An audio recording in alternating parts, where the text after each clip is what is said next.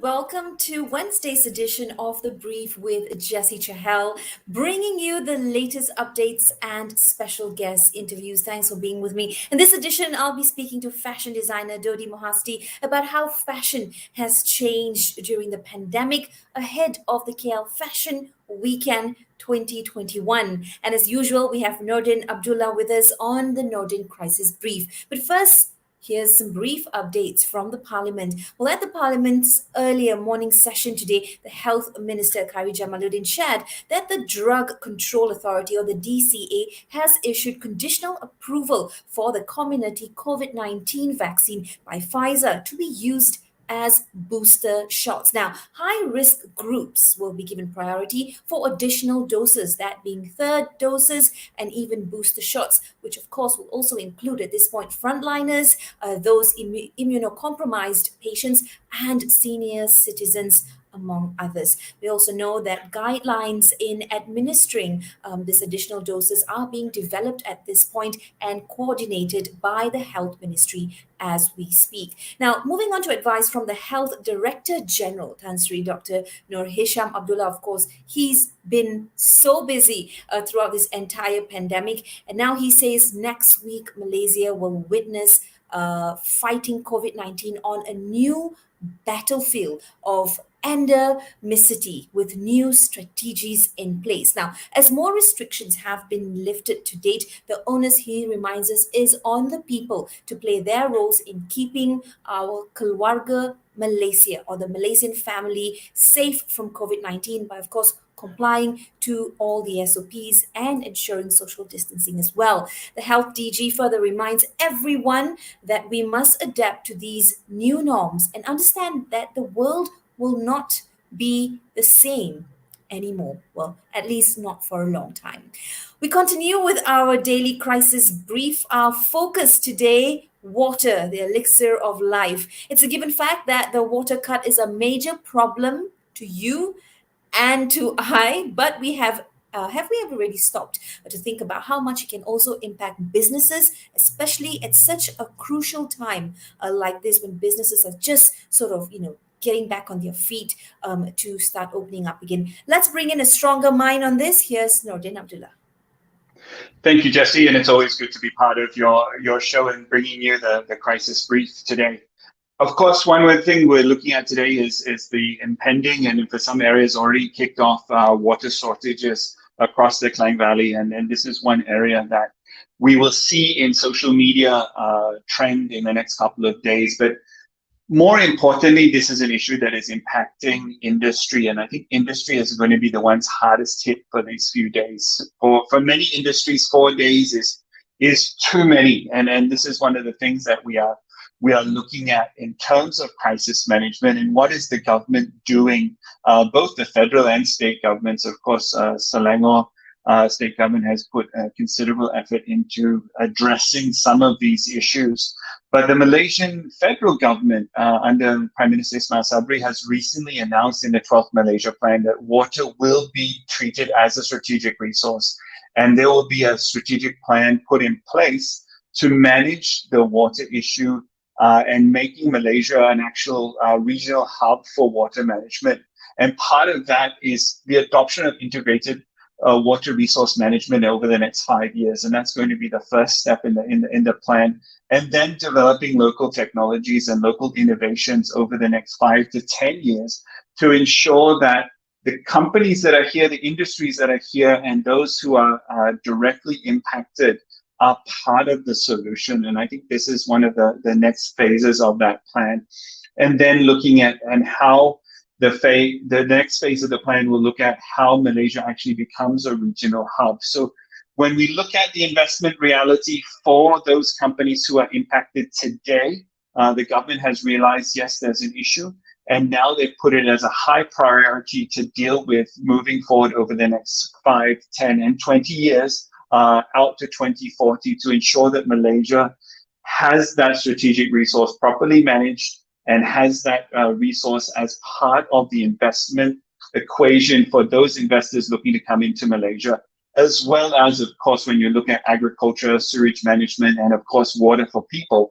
That is a given baseline, I think, that the government is looking at. So in terms of crisis management, yes, we have a short-term crisis. In terms of addressing the crisis, we are dealing with it at the structural level, and the government is putting the resources behind it to solve this in a long term for investors.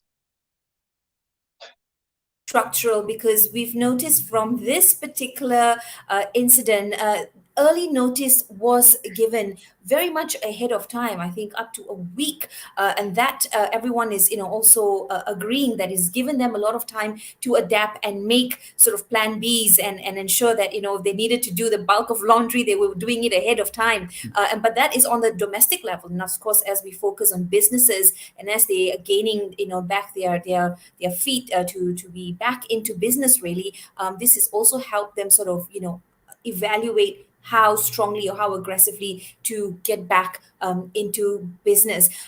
What I wanted to point out at this time was the timeliness of this particular disruption. We do understand that, of course, it is for maintenance purposes, but there's also a school of thought that's saying, why carry out this cuts when times are bad? This is not going to help the economy sort of get back on its feet as promptly as we want. It's a 4-day disruption, Nordin. Exactly, and I think there's a lot to unpack there. The first part, yes, the different agencies and the different governments have communicated early. So one of the key components of crisis management is stakeholder communications. So I think we can tick the box and say, yes, that was done correctly. The other part is, yes, it is a maintenance issue. And when we look at the maintenance issue in terms of crisis management, if you don't do the correct maintenance and if you don't put the time in to ensure, and the resources as well, to ensure that that asset is running at full capacity, it could lead to a greater crisis down the line, where today we're seeing a managed rollout of water disruptions. If it was a crisis, it would be unmanaged. And I think that is the key component here, that we're looking at a managed crisis as opposed to an unmanaged crisis. So in a sense, I wouldn't say we have to thank our lucky stars, but I think the fact that we've been given a timeline, it's 4 days. Yes, it's unfortunate. It's just as the economy is starting to pick up again. But the fact that we've been given enough time and the companies and the individuals are able to make contingency plans around this disruption. That's right. Many areas within the Klang Valley are affected as we speak at this point. Also, on top of people's minds are perhaps cleanliness and personal hygiene, especially that we're still in the pandemic phase to keep COVID-19 at bay, but also looking at how this will affect businesses as they try to regain momentum and open up. As we know, there has been a lot of relaxations around the SOPs as well. Nordin, what are your thoughts in summary as we try to brave through the next few days, as difficult as it is to be without water? Perhaps a good time to remind all of us of the importance of actually, using and preserving the water that we have. Exactly, Jessy. And one of the things, I think this is a good understanding for people to realize, if we don't get the climate change equation right, water will be one of the first critical elements, critical and strategic components of the economy that will be hit by climate change. So those companies who rely heavily on water for their production, and those companies that rely heavily on water for their maintenance need to start to look at innovating now so that they can avoid any future crises in the future that are maybe not man-made, but climate-driven. And I think this is one of the areas from crisis management perspective we need to take into consideration quickly. Wonderful. It's been a pleasure speaking to you, Nordin. Thank you for the crisis brief. We'll speak to you again. In the meantime, stay safe and take care. Well, from the Ministry of Health, we've got more updates on statistics here. And we know as of yesterday, 90.6% of the adult population in the country have already completed their COVID-19 vaccination, which means 94.9% of the adult population at this point has also received at least one dose of vaccine, not leaving much margin until we reach that 100%, hopefully very soon as well. Now, for those aged between 12 to 17, 11.8% of them have already completed their vaccinations. We see those numbers as well rising positively every single day. Now, UNICEF is organizing a dialogue focusing on mental health among children entitled Breaking the Silence, and this is being organized tomorrow. It's a virtual dialogue session, and it will include three mental health advocates who will discuss the need to increase access to mental health services in schools as well as in the society to avoid incidents of attempted suicide among children in Malaysia. The Health Minister, Khairi Jamaluddin, is expected to deliver a keynote address. We've also seen a lot of conversation on social media, a lot of awareness, a lot of education as well, to really boil down to that one statement that it's okay to not feel or not be okay. And so here's a quick shout out to all of us. I think a quick reminder that mental illness, mental health is an important element that we must be considerate and must accept as part of our overall well-being as well. Now, from Cendana, which is the Cultural Economy Development Agency, its arts platform, Art in the City, is back and will run from tomorrow right up till December 28th. It will present a diverse lineup of exciting arts offerings, from things like exhibitions, installations, performances, masterclasses, a festival, and more. And this event kicks off with the KULCEF, or the Kuala Lumpur Creative Economy Forum, which also begins tomorrow. Very exciting to be bringing you all these new updates as well, as we see even the arts sector opening up. But speaking of arts, I am, of course, thinking about fashion at this point. It is the KL Fashion Weekend soon, and I'd like to bring in its producer, Dodi Mohasdi, to join me for a quick conversation to looking at what the clothing industry has been like and how businesses can stay afloat as well. Dodi, good to see you again. Of course, you looking fresh as a daisy. Good to see you Thanks, too. thanks for taking our invitation. Thank you. Thank Let's you for look at inviting me. Yeah. Pleasure. Let's look at the COVID-19 pandemic. Of course, this has awakened the Yes. world to the need Yes. of, or perhaps to properly understand and address sustainability ethics. Yeah. And Yeah. KL Fashion Weekend also aims at this point to act as an Yes. enabler to create sustainable and Yeah. ethical ecosystem for Yes. fashion Yes. via Yeah. digitization. How will the Digitization. KL Fashion Weekend be held this year, and its importance, Dodi, or perhaps relevance of the Fashion Week in today's society, given the new norm, Dodi? Okay. Yeah. The COVID-19, as you said, made us question, our values, and also the main thing is really what you call to create a sustainable ecosystem for fashion. All this while, we never really sort of. Sorry, that is called Fashion Week. We are calling Fashion Weekend. Sorry.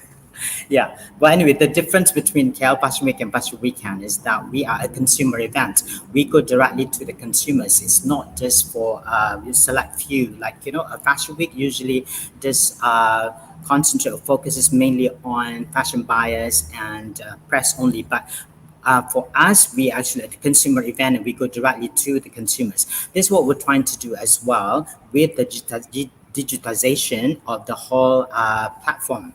So we are trying to eliminate, not really eliminate, but trying to decrease the role of the, what you call it, the middle people. So designers can go directly to the consumers via digitization. And even for the actual presentation of the show this time, we don't do just physical, but we'll also do digital sort of kind of presentation. We also have a Metaverse exhibition whereby people can actually visit our fashion exhibition digitally, not and then the whole they still have the ambience of the Rumah Tangsi where we're doing the shows at, but it's in Metaverse. It's actually digital, yeah. But of course, we will do because of COVID and everything. So to be on the safe side, everything will be recorded.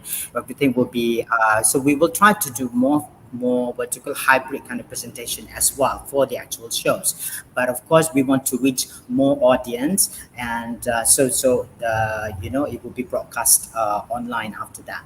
And the thing is also we, apart from addressing sustainability and trying to create a more ethical ecosystem for fashion, we're also addressing the fact that we need to also democratize fashion.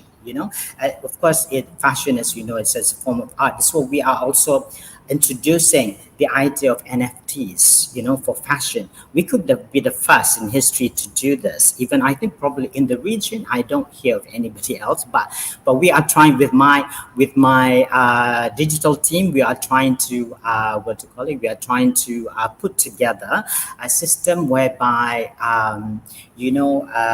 we. NFT is introduced in fashion, because fashion is also a form of art. Currently, when you hear of NFTs, it's mainly digital art, or art pieces that is turned into NFTs. So now we're trying to actually introduce the whole revolutionary kind of concept whereby fashion could also be NFTs. I think this I also, think that is super yeah, interesting and definitely forward thinking as well, as you yeah, try and merge or marry fashion with yes, technology. yes, yes, And yes, of course, yes. so what you're saying is you will see or perhaps get a sense of that during this edition of the KL Fashion Weekend. We can, yes, yes, yes. The thing is that fashion has that problem with ownership and authenticity, and the NFT will solve that problem. So we are lucky to have this sort of a platform that we're creating. Of course, KL Fashion Weekend 2021 is supported by KKMM Microtech Penjana, which is under Microtech Ventures.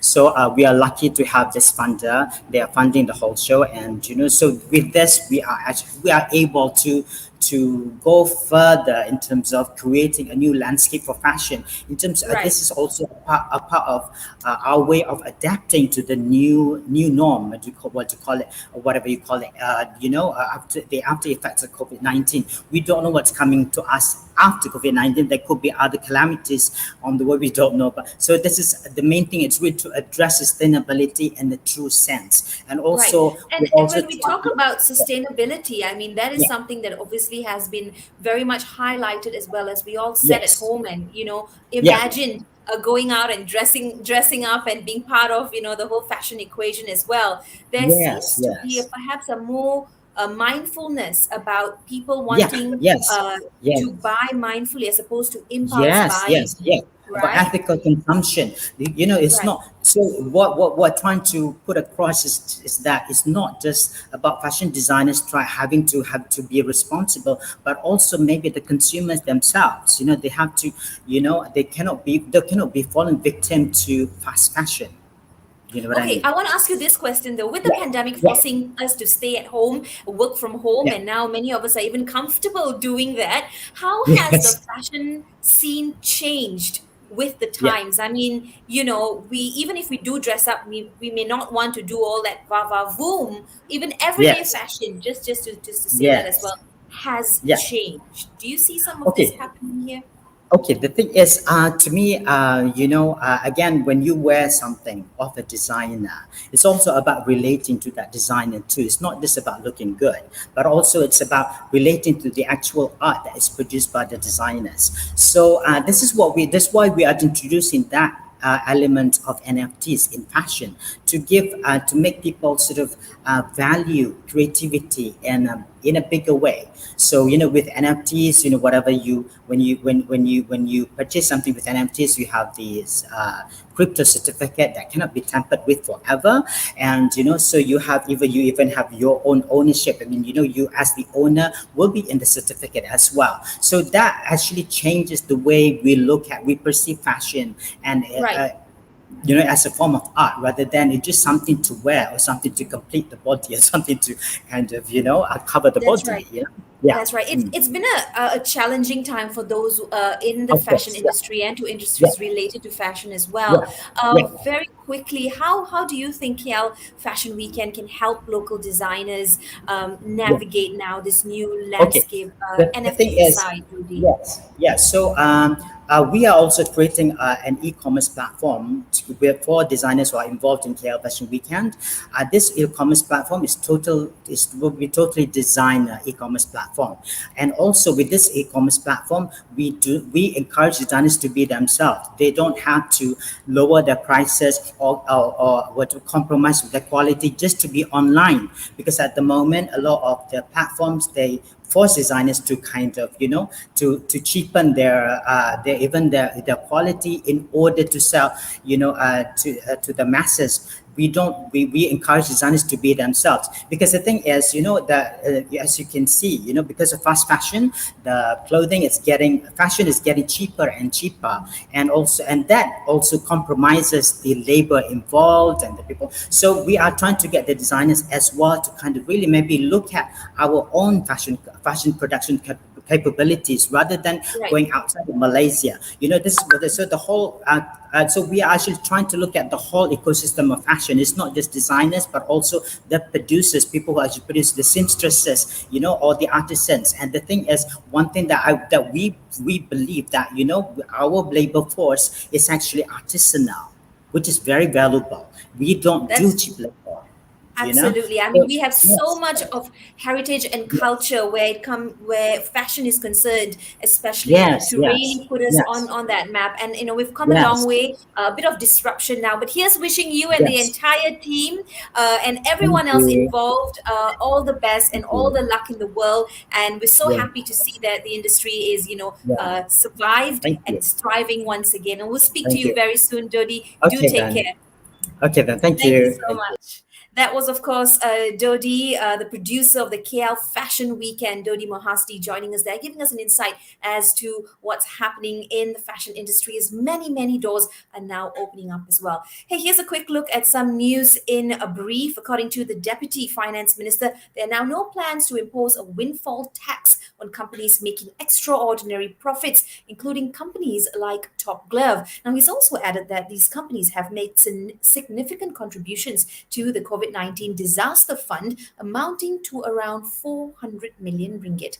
And the Singapore government has asked, or rather has been asked to consider the SOPs regarding the reopening of the Malaysia-Singapore border. Now, according to Johor MB, the government's decision to allow interstate travel must have affected Malaysians who are working in Singapore. So he's added that the increase in COVID-19 cases in Singapore should not be the reason, should not stop it from discussing opening borders with Malaysia as well. More on that as we receive updates. And the Health Ministry has now decided to drop the mandatory COVID-19 test for individuals traveling to Langkawi. I'm sure you would have heard this update already. This is effective yesterday. In fact, the Health Minister Kari Jamaluddin said the decision was made after taking into account the low number of tourists who had tested positive. However, the minister reminds us that all travelers to Langkawi still have to be fully vaccinated. And talking about traveling and holidays and being outdoors,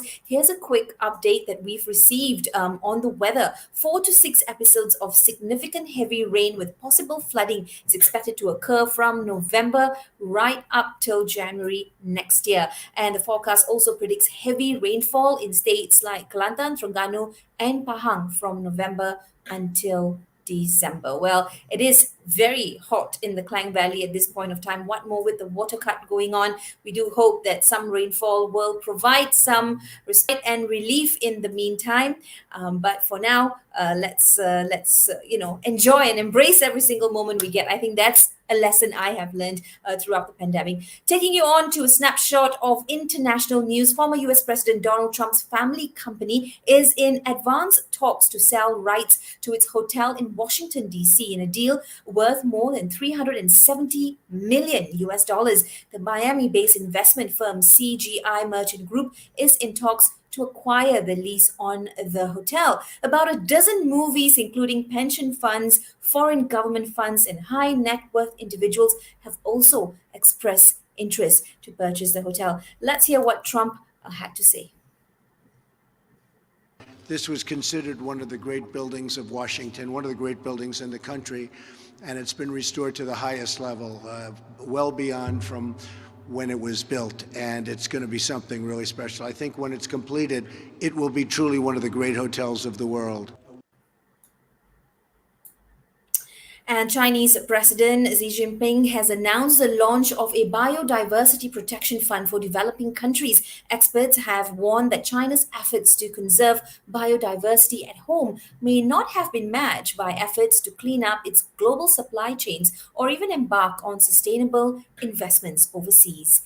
And in Iran, we know that according to local officials, they have actually sent aid to Afghanistan. Food and medicine supplies are primarily intended for the families of victims of the Said Abad mosque blast in Kunduz province that happened last week. The suicide bomber attacked a mosque on Friday, killing scores of worshippers in the country's third attack on a religious institution in a week. The Islamic State has claimed responsibility for the attack.